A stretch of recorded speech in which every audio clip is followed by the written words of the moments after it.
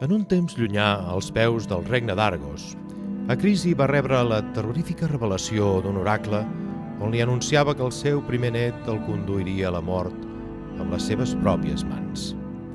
Atemorit, va tancar la seva filla en una torre on es va convertir en una bella jove que enamorà a Zeus.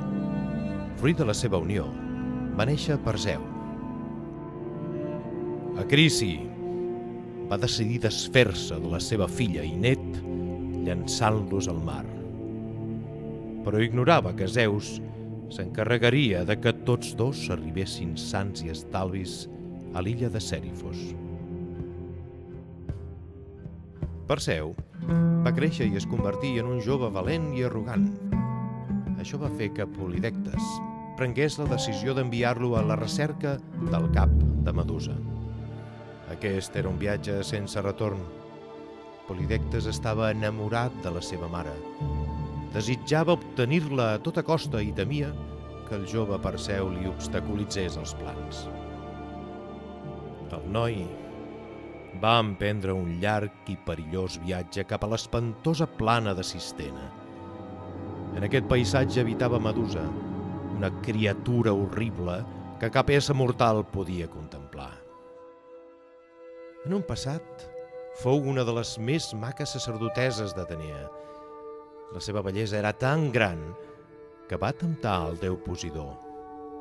Els dos van unir-se sota els sostres del temple, provocant l'ira de la deessa. Aquesta la castigà arrebatant-li el seu encant i puresa, convertint-la en un monstre horrible que petrificava a tot aquell que la mirava als ulls. Tot i així, aquesta singular història no minvà el valor de Perseu, que s'adreçà valerosament cap a la seva missió.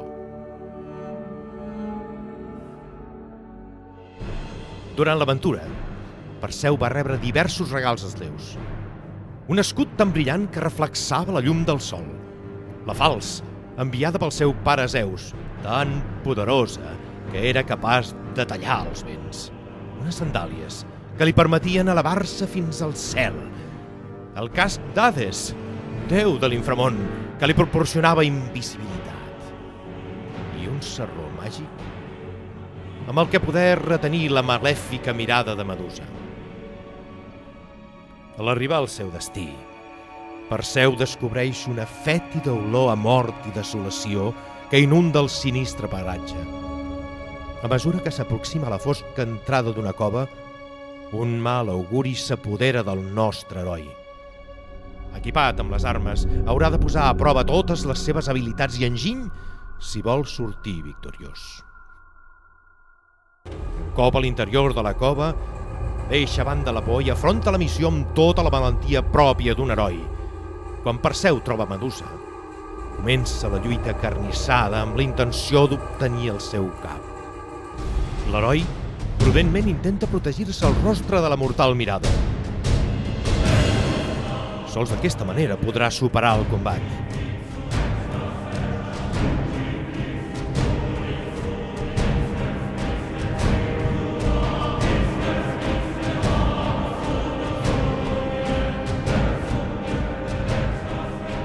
Gràcies al seu escut evita els atacs i s'obre camí fins al coll de la Gorgona, aconseguint decapitar-la.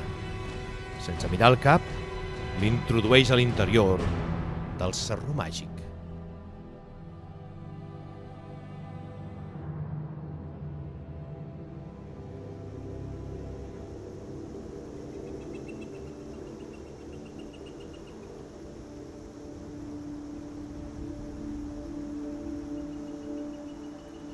Una vegada completada la missió, es proposa tornar a Sèrifos. Però tant és el seu cansament que durant el viatge demana hospitalitat al tità Atlas. Aquest, preocupat de que li robin les pomes d'or de les seves terres, es nega a donar-li un lloc per descansar. Perseu, enfadat, li mostra el cap de Medusa que amb la seva mirada penetrant el converteix en pura pedra.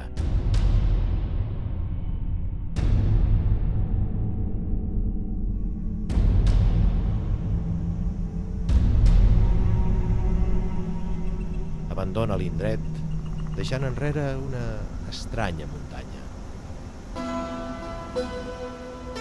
L'heroi reprèn el seu viatge quan, de cop i volta, en uns penya-segats propers al mar, escolta com algú reclama ajuda. Es tracta d'Andròmeda, una vella donzella entregada a sacrifici per salvar el seu poble de l'ira de Posidó, que ha estat ofès per la imprudència dels seus pares, reis d'Etiòpia.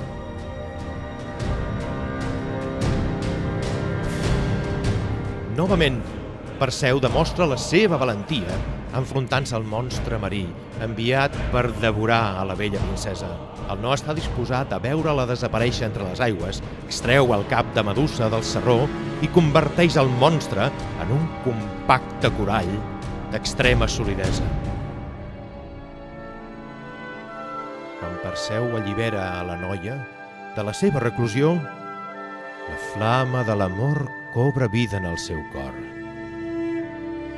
Amb Andròmeda, entre els seus braços, parteix cap a Sèrifos, evitant que la seva mare es casi amb Polidectes.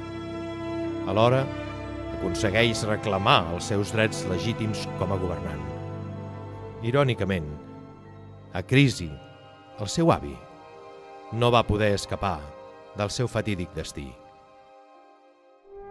Perseu es va casar amb Andròmeda, van tenir 7 fills i junts van envellir feliços fins a la fi dels seus dies.